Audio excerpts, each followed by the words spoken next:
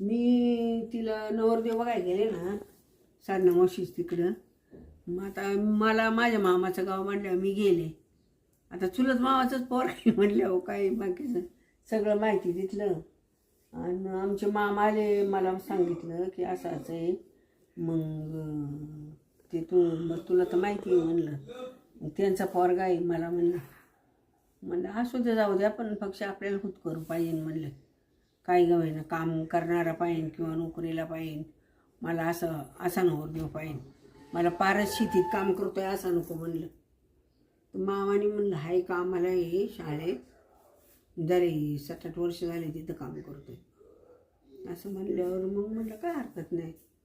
मग म्हणलं ये तुला केव्हा जावं वाटन तेव्हा मला निरोप दे.